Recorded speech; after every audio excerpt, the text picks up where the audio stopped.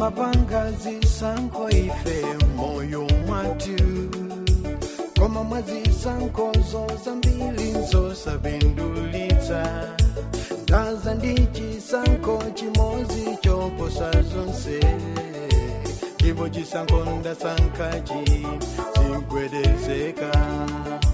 Timapanga zisankho ife moyo mwatu koma mwazisankho zambiri zosapindulitsa ndaza ndi chisankho chimodzi choposa zonse ndipo chisankho ndasankhachi sigwedezeka.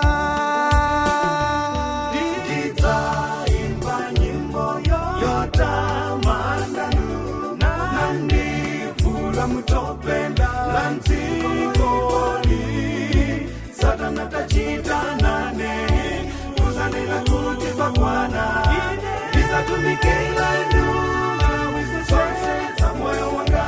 Ndidzaimba nyimbo yotamanda nandivula mutope la dzikoli Satana tachita nane kuzanena kuti pakwana ndizatumikira nduga zonse za moyo wanga.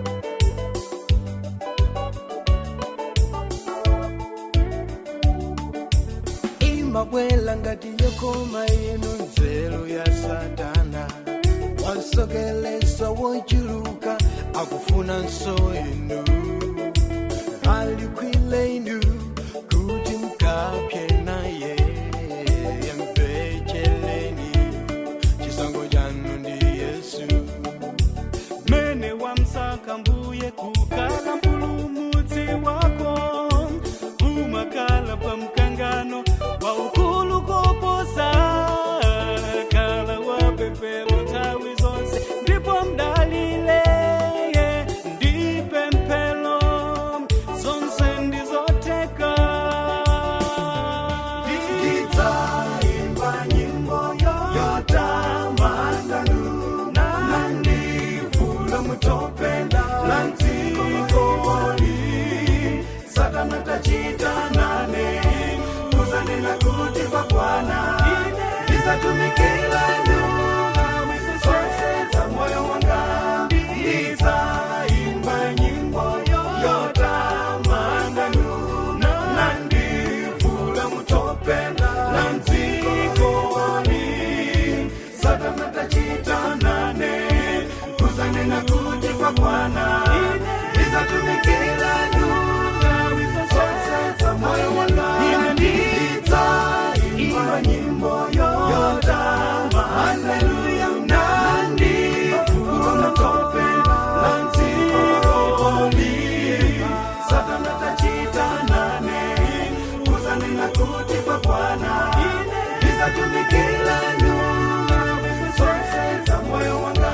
Ndidzaimba nyimbo yotamanda nandivula mutope la dzikoli.